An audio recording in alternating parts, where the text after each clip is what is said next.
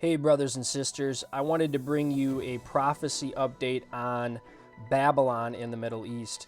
A lot of people believe that Babylon will be New York or America, but I believe that we see a literal Babylon in the Middle East. Here's an article from the Cradle, which says Iraq broke ground on December 29th on 30,000 housing units near Baghdad as a part of a $2 billion project in partnership with the Chinese firms to build 5 new cities across Iraq. If we go down here, it says they signed a 20-year contract agreeing to supply Chinese firms with 100,000 barrels of crude oil, with the revenue earmarked for funding various development projects in Iraq undertaken by Chinese firms.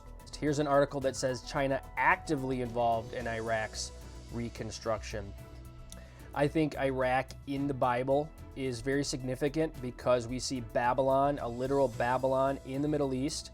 Zechariah refers to the land of Shinar, where the original Tower of Babel was. So we just see from these articles almost like a revival, reconstruction of the Tower of Babel in the Middle East. This article says Beijing is fully committed to friendly ties with Baghdad. Trade between China and Iraq reached around $50 billion last year, and China is the largest importer of Iraqi oil. Again, ties between Baghdad and Beijing have developed recently. China has accelerated its investment in Iraq and other Western Asian nations. Here we see in Revelation chapter 18, and the merchants of the earth will weep and mourn over her, for no one buys their merchandise anymore. Revelation 18 speaks of a literal Babylon with great wealth from all the nations of the earth. We can see China rebuilding a lot of Iraqi cities. So again, I think we see that these articles are validating. We are seeing a resurgence of a literal Babylon in the Middle East. Let me play this clip from Brandon House's prophecy update with Andy Woods as they talk a little bit more about this article. Which is Babylon. Let me bring up an article here. Babylon, I think this comes from the Cradle. Here we go. China, Iraq begin construction of new city near Baghdad. This is a December 29th, 2023 article. You and I are one of the few people, Dr. Woods, that are holding to the Bible. We're so risky, aren't we? You and I believe when the Bible says Babylon, it means Babylon. Rome, it means Rome. Jerusalem, it means Jerusalem. Israel means Israel. The church means church.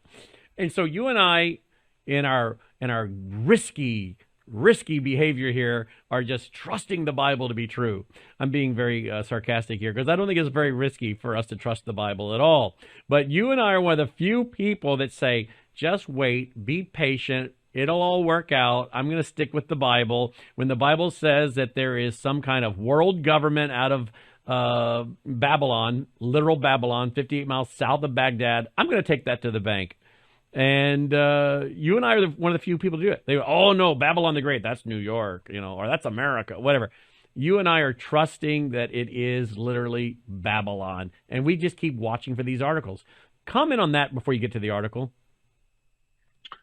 Well, let me do it this way. Pre-1948, from AD 70, when Israel was kicked out of their land until they came back around 1948, everybody thought that the prophecies dealing with Israel and Jerusalem were obviously allegorical. That's obviously speaking of the church. And there's a small cadre of people during that time period that said, no, I think Israel has to become a nation again. Well, you just said it. You give history enough time to unfold, and the literal interpreter is vindicated. Look at Israel today. Look at her wealth. Look at her army. Look at her power. Look at her existence. Look at her survival. So everybody now says, well, I guess the literalist was right. What we're suggesting is the same thing is about to happen to Babylon. The word Babylon is used 300 times in the Bible. It's a technical term. It always means a specific city in between the Euphrates and the Tigris. It's the same city where the Tower of Babel once stood. It's the same city that the children of Israel were taken into captivity into.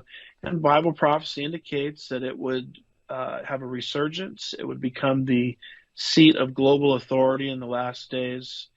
And you have a choice. You can either allegorize it and pretend Babylon means Rome, which is really another form of replacement theology when you think about it.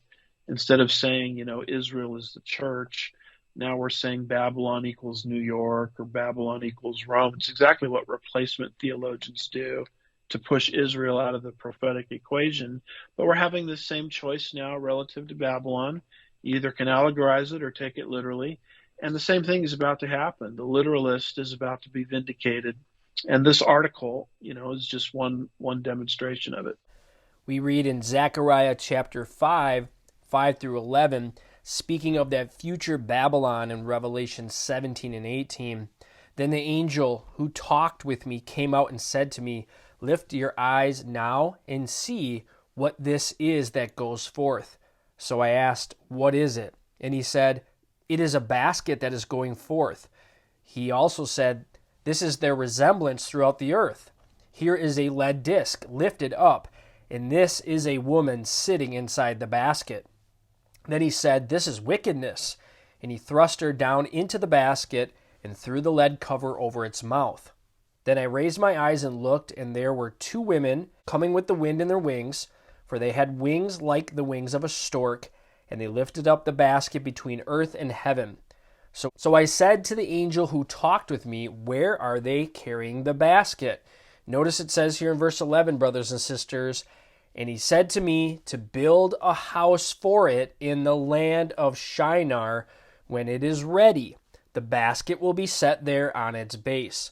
So we see a manifestation of wickedness represented in the literal Babylon of Revelation 17 and 18 in the land of Shinar. And you can see here on the map on your screen, the land of Shinar is modern-day Iraq.